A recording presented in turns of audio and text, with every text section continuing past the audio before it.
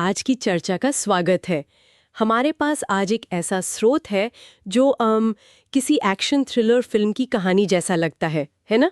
बिल्कुल। अमेरिकी सैनिकों का एक ग्रुप, एक खतरनाक जंगल। खोई हुई टीम और डायनासोर, मतलब सुनने में तो एकदम फिल्मी है। हाँ, लेकिन इस स्रोत में काफी कुछ चल रहा है, ऐसा लगता है। कहानी शुरू होती है दो सैनिकों से जो अपनी टीम से बिछड़ गए हैं, जंगल में फंसे हैं और उन पर कोई अनजान चीज हमला करती है। बहुत ही डरावनी शुरुआत। तो चलिए देखते हैं कि इस कहानी में आखिर हुआ क्या खतरे थे, इन सैनिकों का असली मकसद क्या था और मतलब इस पूरी उलझन के पीछे के रहस्य क्या हैं। हाँ, और सब कुछ सिर्फ इसी स्रोत के आधार पर समझने की कोशिश करते हैं। तो कहानी एकदम एक्शन में शुरू होती है।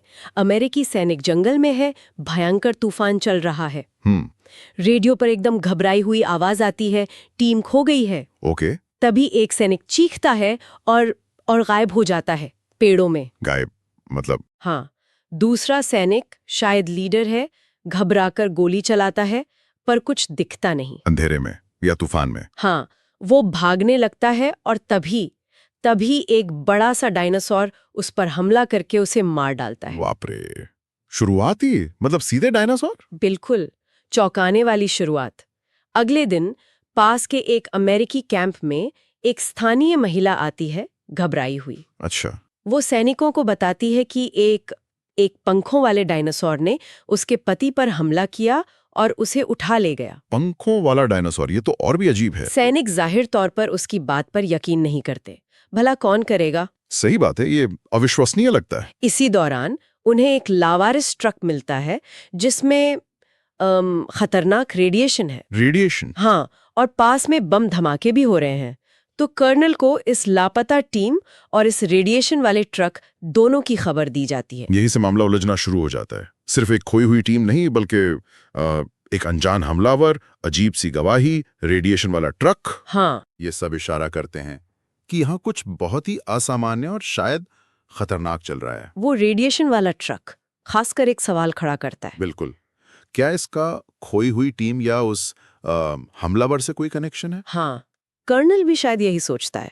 वो फौरन एक बचाव दल भेजता है। ओके। इनका काम है दुश्मन के इलाके में घुसपैठ करके जानकारी जुटाना और शायद लापता सैनिकों को ढूंढना। ठीक है, तो अब एक रेस्क्यू मिशन शुरू होता है। बचाव दल बड़ी खामोशी से दुश्मन के कैंप पर धावा बोलता है, गार्ड्स को चुपचाप काबू में करते हैं। Stealth operation. हाँ, स्नाइपर टावर पर बैठे गार्ड को मार गिराते हैं और फिर अचानक कैंप पर ताबड़तोड़ फायरिंग शुरू कर देते हैं। अरे वाह, मतलब पूरा प्लान्ड हमला। हाँ, पूरा ऑपरेशन तेजी और सटीकता से किया जाता है। अंदर उन्हें 3 मरे हुए अमेरिकी सैनिक मिलते हैं और 2 जिंदा सैनिक पिंजरे में कैद। पिंजरे में? दुश्मन उन्हें कैद कर रखा था। लगता तो यही है। जैसे ही वे उन्हें छुड़ाने लगते हैं, एक छिपा हुआ दुश्मन सैनिक हमला कर देता है। घात लगा के बैठा था। लेकिन टीम का सार्जेंट फौरन उसे मार डालता है। एक्शन भरपूर है। कुछ ही देर में हेलीकॉप्टर्स उन्हें लेने आ जाते हैं, लेकिन मिशन खत्म नहीं हुआ। अच्छा, और क्या? उन्हें फौरन बताया जाता है कि उन्हें एक नए और भी जरूरी मिशन के लिए चुना गया है। तुरंत, बिना किसी ब्रेक के? हाँ, उन्हें एक दूसरे कैंप ले जाया जाता है जहां एक और अजीब चीज देखने को मिलती है। अमेरिकनों ने एक बाघ को पिंजरे में कैद कर रखा है। बाघ? मतलब डायनासोर की खबरों के बीच में एक बाघ?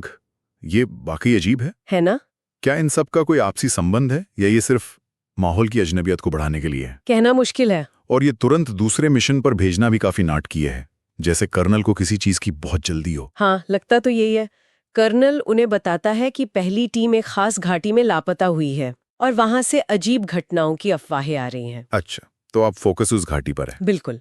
उनका नया मिशन है उस घाटी में जाना, सर्वे करना और लापता टीम का पता लगाना। ठीक है। जब टीम का लीडर बेकर और जानकारी मांगता है तो कर्नल थोड़ा नाराज सा हो जाता है। जानकारी छुपा रहा है कर्नल?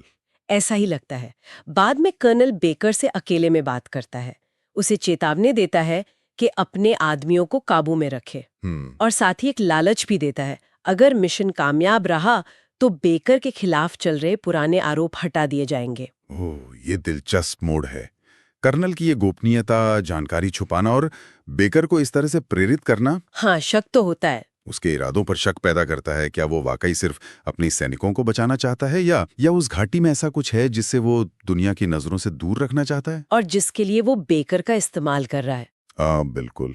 और ये आरोप हटाने वाली बात बताती है कि बेकर शायद पहले भी मुश्किलों में रहा है और कर्नल इस बात का फायदा उठा रहा है। बहुत मुमकिन है। उसी शाम टीम हेलीकॉप्टर से उस रहस्यमयी घाटी के लिए निकल पड़ती है। ठीक है। रास्ते में हेलीकॉप्टर के हथियार सिस्टम में खराबी आ जाती है, अरे, ये तो बुरा हुआ। लेकिन पायलट उसे उड़ाता रहता है।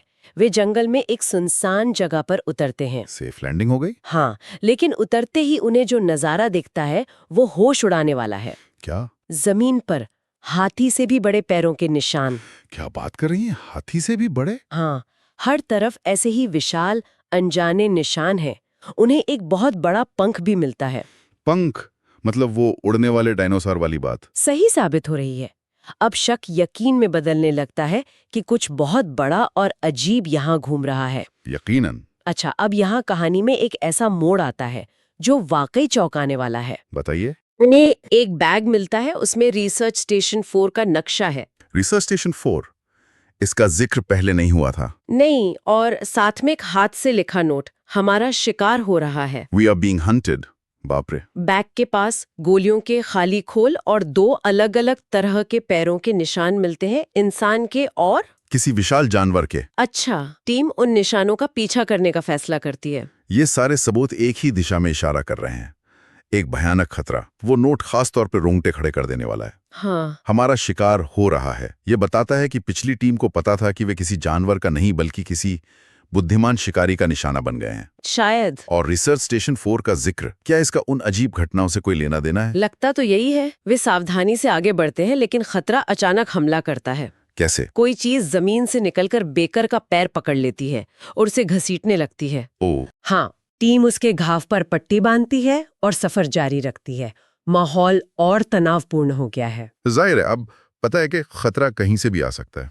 कहानी अब एक और पहलू दिखाती है। उसी जंगल में रूसी सैनिक भी मौजूद हैं। रूसी? अच्छा, एक और टीम? हाँ, और उनकी लीडर एक महिला है। वे भी अमेरिकियों को ही ढूंढ रहे हैं। अमेरिकियों को? क्यों? ये साफ नहीं है। उन्हें जमीन पर ताजे गर्म गोलियों के खोल मिलते हैं, जिनसे पता चलता है कि अमेरिकी आसपास ही हैं। एक तीसरा पक्ष? अब स्थिति और भी जटिल हो गई है। अमेरिकी सैनिक, रूसी सैनिक और ये रहस्यमय शिकारी। बिल्कुल। ये त्रिकोणीय संघर्ष कहानी में एक नया आयाम जोड़ता है। अब सवाल यह है कि क्या ये दोनों इंसानी गुट एक दूसरे से लड़ेंगे या कॉमन दुश्मन का सामना करेंगे। फिलहाल तो वे एक दूसरे को ही दुश्मन समझ रहे हैं। अच्छा। रूसी सैनिक जैसे ही आगे बढ़ते हैं, झाड़ियों से एक डायनासोर निकलकर लाइन में सबसे पीछे चल रहे सैनिक पर हमला करता है। ओ नहीं। और उसका सिर धड़ से अलग कर देता है। हे भगवान। बाकी रूसी सैनिक जब ये देखते हैं तो उन्हें लगता है कि ये काम अमेरिकियों का है। गलतफहमी। हाँ, दूसरी तरफ बेकर की टीम को एक फटी हुई अमेरिकी वर्दी का टुकड़ा मिलता है। वे पास के एक गुफा में घुसते हैं और वहां उन्हें लापता टीम के क्षत विक्षत शव मिलते हैं। मिल गए आखिरकार। लेकिन इस हालत में? हाँ, साफ पता चल रहा है कि उन्हें किसी बड़े जानवर ने बेरहमी से मारा है। यहाँ विडंबना देखिए, दोनों टीमें, अमेरिकी और रूसी, एक ही अदृश्य दुश्मन का शिकार हो रही हैं, लेकिन वे एक दूसरे पर शक कर रहे हैं। सही कहा। ये गलतफहमी उनके लिए और घातक साबित हो सकती है। असल खतरा उनकी आपसी दुश्मनी का फायदा उठा सकता है। श्रोता इस तनाव और गलतफहमी को काफी प्रभावी ढंग से दिखाता है। गुफा के अंदर का मंजर भयानक है, लेकिन उन्हें ज्यादा देर सोचने का मौका नहीं मिलता। अचानक वही पंखों वाले डायनासोर उन पर हमला कर देते हैं। फिर से गुफा के अंदर? हाँ, सैनिक फौरन पोजीशन लेते हैं और फायरिंग शुरू कर देते हैं। भगदड़ मच जाती है। बेकर और एक और सैनिक, वर्नन, किसी तरह एक पतले रास्ते से गुफा से बाहर निकल जाते हैं। बच निकले। लेकिन एक डायनासोर उनका पीछा करता है। वे जान बचाने के लिए एक पेड़ पर चढ़ जाते हैं। ठीक है। डायनासोर पेड़ को गिराने की कोशिश करता है, लेकिन बेकर उसे गोली मारकर गिरा देता है। बहुत खूब। गोली की आवाज सुनकर और डायनासोर आ जाते हैं, लेकिन बेकर और वर्नन गुफा के ऊपर चढ़कर भागने में कामयाब हो जाते हैं। अच्छा। बाकी टीम के सदस्य भी अलग अलग रास्तों से बच निकलते हैं, लेकिन टीम अब बिखर चुकी है। ओह, ये बुरा हुआ। अब वे अलग अलग हो गए हैं। हाँ, बेकर और वर्नन भागते भागते खुली जगह पर पहुंचते हैं। वहां एक विशालकाय डायनासोर सो रहा है। विशालकाय? कितना बड़ा? स्रोत में ठीक से नहीं बताया, पर बहुत बड़ा। चारों ओर जानवरों की हड्डियां बिखरी हैं। डरावना मंजर है। तभी पास के एक गड्ढे से 3 छोटे फुर्तीले डायनासोर निकलते हैं और शोर मचाने लगते हैं। बच्चे? शायद। उनकी आवाज सुनकर माँ डायनासोर जाग जाती है। अब फंसे। बेकर और वर्नन फिर भागना शुरू करते हैं, डायनासोर उनके पीछे। वे झाड़ियों में छिपने की कोशिश करते हैं, लेकिन डायनासोर उन्हें सूंघ लेता है। मुश्किल है बचना। अगली सुबह होती है। टीम के बाकी सदस्य वो एक नदी पार कर रहे होते हैं। वो लोग भी आगे बढ़ रहे हैं। उधर बेकर और वर्नन अभी भी उस विशाल डायनासोर से बचकर भाग रहे हैं। रात भर भागे। हाँ, वे एक ऊंची चट्टान से नीचे नदी में कूद जाते हैं। पानी में शायद बच जाएं। लेकिन उनकी हैरानी का ठिकाना नहीं रहता जब वो देखते हैं कि डायनासोर भी पानी में कूद गया है और तैर सकता है। क्या डायनासोर तैर सकता है? ये एक और चौंकाने वाला खुलासा है। बिल्कुल। ये दिखाता है कि ये जीव सिर्फ जमीन पर ही खतरनाक नहीं है, बल्कि पानी में भी उतने ही सक्षम है। इससे बचने के रास्ते और कम हो जाते हैं। हाँ, ये उनकी अनुकूलन क्षमता और खतरे के स्तर को और बढ़ा देता है। बेकर किसी तरह बेहोश वर्नन को किनारे तक लाता है। तभी वहां सोफिया नाम की एक महिला आती है। सोफिया, एक और किरदार। हाँ, वो वर्नन को होश में लाने में बेकर की मदद करती है।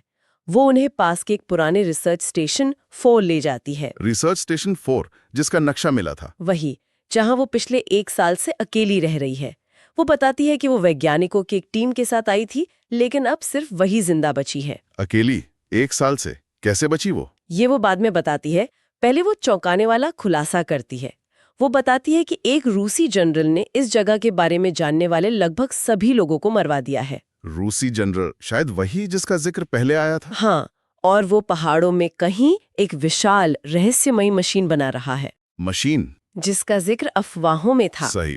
वर्नन किसी तरह रेडियो पर बेस से संपर्क साधने में कामयाब हो जाता है। अच्छा, कम्युनिकेशन वापस आ गया। बेकर कर्नल से बात करता है। वो उसे सोफिया के बारे में, डायनासोरों के बारे में और रूसी जनरल की मशीन के बारे में सब कुछ बताता है।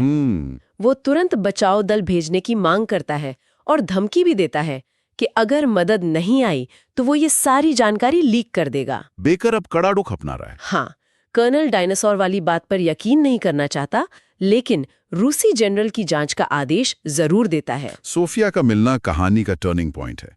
वो सिर्फ एक सर्वाइवर नहीं, बल्कि इस पूरी पहेली की चाबी है। बिल्कुल। रिसर्च स्टेशन, रूसी जनरल, वो मशीन और डायनासोर्स, अब ये सारे बिखरे हुए टुकड़े जुड़ने लगे हैं। हाँ, लगता है सब कनेक्टेड है। अगर हम इसे बड़ी तस्वीर से जोड़े तो लगता है ये डायनासोर कोई प्राकृतिक घटना नहीं, बल्कि किसी इंसानी गतिविधि का नतीजा है, और वो मशीन इसका केंद्र हो सकते हैं। वो जानबूझकर अनजान बन रहा है। ये भी एक सवाल है।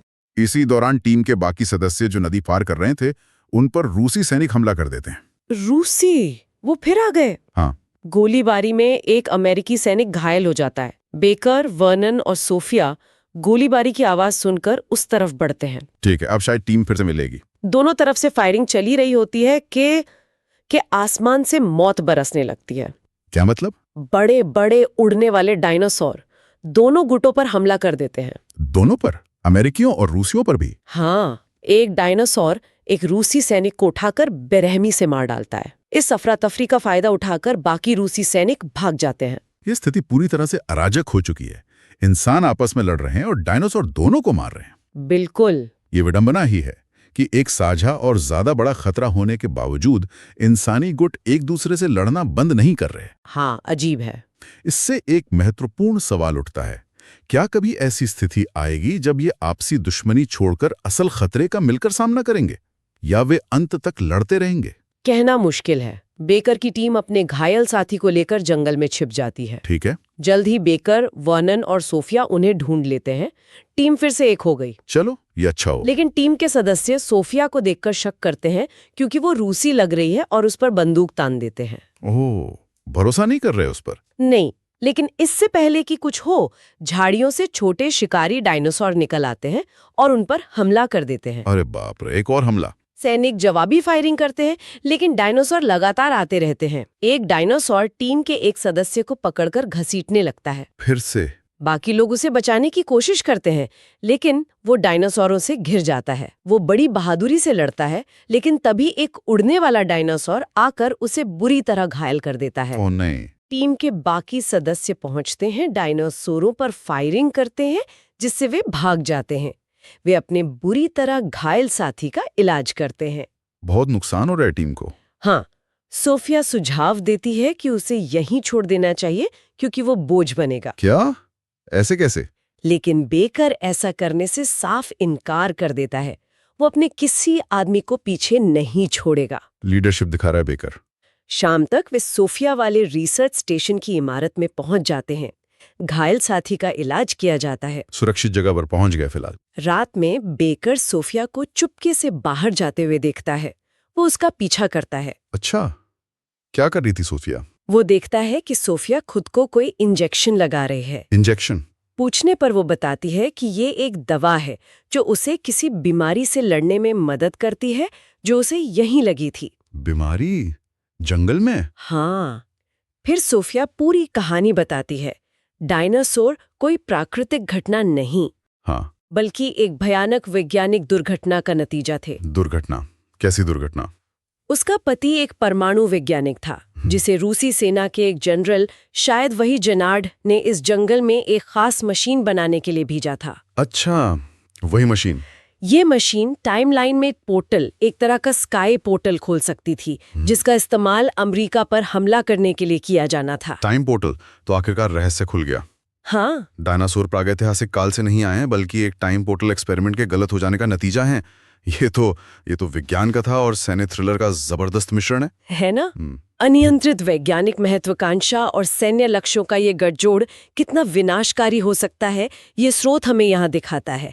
ये सिर्फ एक्शन कहानी नहीं, बल्कि तकनीक के खतरों पर एक टिप्पणी भी है। सोफिया बताती है कि मशीन में कुछ गड़बड़ी हुई और पोर्टल भविष्य के बजाय अतीत में खुल गया। ओह, जिसे डायनासोर वर्तमान समय में आ गए। जब जनरल को इस गड़बड़ी का पता चला तो उसने प्रोजेक्ट को गुप्त रखने के लिए पूरी वैज्ञानिक टीम को मरवा दिया। सबको। सोफिया कैसे बची? सोफिया इसलिए बच गई क्योंकि वो उस वक्त इमारत में नहीं थी। किस्मत। जनरल ने वो लैब छोड़ दी और अब पहाड़ों में कहीं और उसी पोर्टल मशीन को बनाने का काम जारी रखे हुए है। तो खतरा भी टला नहीं है, वो मशीन अभी भी बन रही है। हाँ। रात में इमारत के बाहर फिर एक डायनासोर दिखाई देता है। वे गोली ना चलाने का फैसला करते हैं ताकि बाकी डायनासोरों का ध्यान ना खींचे। समझदारी है। लेकिन डायनासोर खिड़की के पास आ जाता है। उन्हें मजबूरन उसे सिर में गोली मारनी पड़ती है। और अब? और जैसा डर था, गोली की आवाज सुनकर और डायनासोर आ जाते हैं और इमारत पर हमला कर देते हैं। घेराबंदी? सैनिक खिड़कियों और दरवाजों से लगातार फायरिंग करते हैं। डायनासोर्स खिड़कियों, दरवाजे और यहाँ तक कि कांच की छत तोड़कर अंदर घुसने की कोशिश करते हैं। बहुत बुरी स्थिति है। सोफिया उन्हें बताती है कि पीछे गुप्त रास्ता है जो पास के एक बंदरगाह तक जाता है, जहाँ से वे नाव से भाग सकते हैं। भागने का एक रास्ता है। लेकिन वो बुरी तरह घायल सैनिक, वो जानता है कि वो भाग नहीं पाएगा और टीम के लिए बोझ बनेगा। ओहो। वो वहीं रुकने और डायनासोरों को रोकने की जिद करता है ताकि बाकी लोग भाग सकें। बलिदान। भारी मन से टीम उसे पीछे छोड़ने के लिए राजी हो जाती है। जैसे ही डायनासोर अंदर घुसते हैं, वो घायल सैनिक 2 बम विस्फोट कर देता है। खुद को और डायनासोरों को उड़ा देता है। हाँ। टीम भागकर बंदरगाह पहुंचती है और एक नाव पर सवार हो जाती है। ये एक बहुत ही भावुक और त्रासद क्षण है। एक और साथी का बलिदान ताकि बाकी बच सकें। सही कहा। ये घेराबंदी का दृश्य दिखाता है कि उनकी स्थिति कितनी डिस्परेट है और टीम बॉन्डिंग कितनी मजबूत कि लोग एक दूसरे के लिए जान देने को तैयार हैं। ये सिर्फ एक्शन नहीं, बल्कि मानवीय भावनाओं और बलिदान की कहानी भी है। अगली सुबह वे नाव पर हैं। बेकर टीम को जनरल की दूसरी मशीन के बारे में बताता है। अच्छा, अब प्लान है उस मशीन को रोकना। हाँ। वे उसे ढूंढकर नष्ट करने का फैसला करते हैं। सोफिया उन्हें रोकना चाहती है, लेकिन बेहोश हो जाती है। बेहोश क्यों? शायद वो बीमारी या इंजेक्शन का असर। होश में आने पर वो चेतावनी देती है कि मशीन को विस्फोट से उड़ाना खतरनाक हो सकता है। खतरनाक कैसे? इससे शायद पूरी दुनिया तबाह हो जाए। तो क्या पूरी दुनिया? हाँ। उसे निष्क्रिय करने का सही तरीका है उसका कोई खास पुर्जा हटाना या कोई तार काटना। तो सिर्फ नष्ट करना काफी नहीं, सही तरीके से निष्क्रिय करना होगा। बिल्कुल। तभी पानी से एक डायनासोर नाव पर हमला करता है। फिर से पानी में? वे उसे भगाने में कामयाब होते हैं, लेकिन देखते हैं कि नदी के किनारे और भी बहुत सारे डायनासोर मौजूद हैं। खतरा हर तरफ है। कुछ घंटों बाद वे एक घने कोहरे वाले इलाके में पहुंचते हैं। जमीन पर लाशें बिखरी पड़ी हैं, सैनिकों की, शायद डायनासोरों की भी। भयानक नजारा। और खतरा कम होने का नाम ही नहीं ले रहा। अब दांव और भी ऊंचे हो गए हैं। पूरी दुनिया का भविष्य। हाँ। अब उनके हर फैसले का असर बहुत बड़ा हो सकता है। ये कोहरा और लाशें माहौल को और भयानक बना रही हैं। कोहरे का फायदा उठाकर छोटे, फुर्तीले डायनासोर अचानक उन पर हमला कर देते हैं। फिर हमला। सैनिक बंदूकों, चाकुओं और यहाँ तक कि हाथों से भी लड़ते हैं। लड़ाई के बीच एक सैनिक देखता है कि उसके साथी घिर गए हैं। वो आपा खो बैठता है, या शायद जानबूझकर अंधाधुंध फायरिंग करके सारे डायनासोरों का ध्यान अपनी तरफ खींचता है ताकि बाकी बच सकें। हाँ, और फिर वो खुद को गोली मार लेता है। एक और बलिदान, ये पैटर्न बन गया है। डायनासोर्स उसके शव पर टूट पड़ते हैं, जिससे बाकी टीम को भागने का मौका मिल जाता है। स्थिति इतनी भयानक है कि सैनिक खुद को कुर्बान करके साथियों को बचाने को ही एकमात्र रास्ता मान रहे हैं। ये निराशा और वीरता का एक अजीब मिश्रण है। हाँ, टीम किसी तरह बेस से फिर संपर्क साधती है। बेकर उन्हें अपनी लोकेशन बताता है और हेलीकॉप्टर भेजने को कहता है। इस बार कर्नल क्या कहता है? कर्नल का अजीब आदेश आता है, वहां किसी भी चीज को नुकसान नहीं पहुंचाना है। क्या मतलब? मशीन को बचाना चाहता है वो? लगता तो यही है। बेकर उसकी बात अनसुनी कर देता है। टीम रूसी बेस में घुसपैठ करने की तैयारी करती है। रूसी बेस, जहां वो दूसरी मशीन है। हाँ, बेस के अंदर रूसी सैनिकों में भी फूट पड़ गई है। वे अपने जनरल जिनार्ड से बेहद नाराज हैं। होना ही चाहिए, उसी की वजह से ये सब हुआ। कुछ सैनिक उसे मारने पर उतारू हैं, लेकिन वफादार सैनिक उन्हें रोक लेते हैं। इसी अफरा तफरी के बीच बेकर के आदमी बेस के चारों ओर बम लगा रहे हैं। प्लान बन रहा है। सोफिया और बेकर 2 गार्ड्स को समझा बुझाकर अपनी तरफ मिला लेते हैं, जो उनकी मदद करने को तैयार हो जाते हैं। अंदर से मदद मिल गई। तभी कुछ रूसी सैनिक मस्ती में या गुस्से में एक छोटे बेबी डायनासोर को गोली मार देते हैं। ये क्या बेवकूफी की। कुछ देर बाद जब उस बेबी डायनासोर के विशालकाय माता पिता वहां आते हैं और अपने बच्चे का शव देखते हैं, अब आएगा असली तूफान। वे गुस्से से पागल हो जाते हैं। वे पूरे रूसी बेस पर हमला कर देते हैं, सब कुछ तहस नहस कर देते हैं और सैनिकों को बेरहमी से मारने लगते हैं। प्रकृति का प्रकोप, इंसानों के आपसी झगड़े और उनकी क्रूरता का नतीजा उन्हें तुरंत भुगतना पड़ता है। सही कहा। डायनासोरों का ये हमला रूसी बेस के अंदर मची अफरा तफरी को चरम पर पहुंचा देता है। अब दुश्मन सिर्फ अमेरिके या डायनासोर नहीं, बल्कि उनका अपना जर्नल और गुस्से से भरे डायनासोर भी हैं। जनरल डर कर एक इमारत में छिप जाता है। बेकर की टीम मुख्य लैब तक पहुंच जाती है। मशीन के पास वहां एक वैज्ञानिक उन्हें रोकने की कोशिश करता है, जिसे वो मार देते हैं। सोफिया फौरन मशीन के पास पहुंचती है और सही तार काटकर उसे निष्क्रिय कर देती है। कामयाब। मशीन निष्क्रिय हो गई। हाँ, इमरजेंसी लाइट जल उठती है और वे देखते हैं कि जर्नल वहां से भाग निकला है। बच निकला वो। लेकिन बाहर निकलना आसान नहीं। डायनासोर पूरे बेस में फैल चुके हैं, लाशें खा रहे हैं और सारे रास्ते बंद कर दिए हैं। अब बेस से निकलना है। टीम बॉम्ब फेंक कर और गोलियां चलाकर अपना रास्ता बनाने की कोशिश करती है। जनरल भागकर कंट्रोल पैनल तक पहुंचता है, शायद मशीन को फिर से चालू करने की कोशिश करता है, लेकिन तभी डायनासोर उसे भी दबोच लेते हैं और खा जाते हैं। अंत बुरा हुआ उसका। टीम का एक और सदस्य डायनासोरों को रोकने की कोशिश में मारा जाता है। एक और नुकसान। सोफिया बचे हुए लोगों को एक पिछले दरवाजे से बाहर ले जाती है। वे भागते हैं, डायनासोर पीछे लगे हैं। एक और सैनिक पकड़ा जाता है। कितने लोग बचे हैं अब? गिने चुने। उन्हें एक सीढ़ी मिलती है जिससे वे बेस की दीवार पर चढ़ सकते हैं। बेकर सबको ऊपर भेजता है और खुद नीचे रहकर डायनासोरों को रोकने की कोशिश करता है। बेकर वो खुद रुक गया। हाँ, वे उसका पीछा करते हैं। वो उन पर बम फेंकता है, लेकिन आखिरकार एक डायनासोर उस पर कूद पड़ता है। लगता है बेकर भी मारा गया। ओ, टीम लीडर भी गया। दीवार के ऊपर से टीम के बाकी सदस्य वर्नन, सोफिया और कुछ और सैनिक देखते हैं कि डायनासोर बेकर को मारने के बाद अब उनकी तरफ आ रहे हैं। अब क्या होगा? वे किसी तरह वहां से भाग निकलते हैं।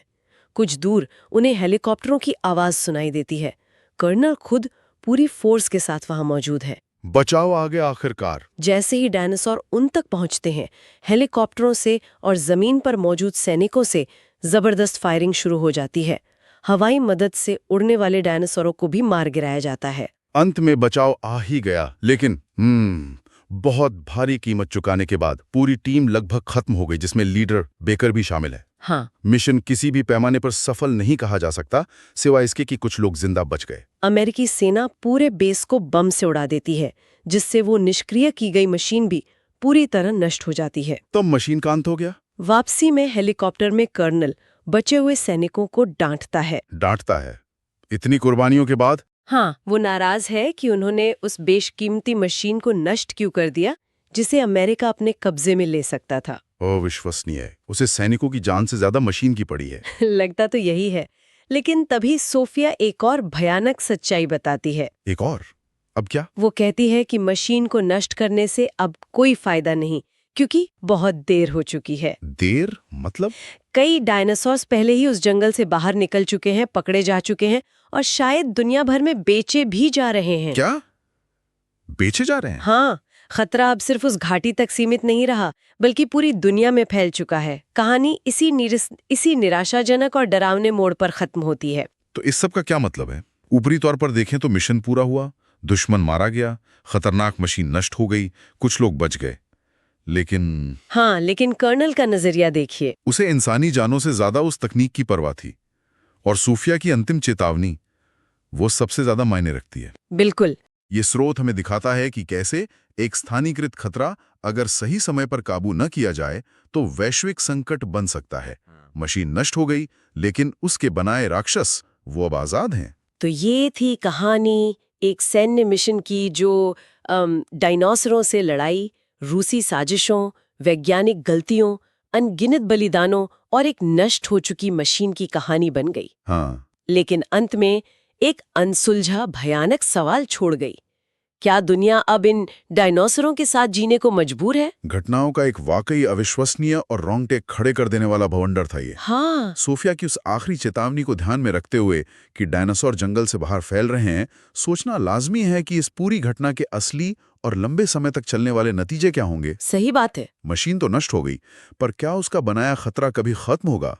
ये स्रोत निश्चित रूप से कुछ ऐसे सवाल छोड़ जाता है जिनके जवाब हमारे पास नहीं है, और शायद यही इसकी सबसे बड़ी खूबी है, सोचने पर मजबूर करना। इस पड़ताल में हमारे साथ रहने के लिए धन्यवाद।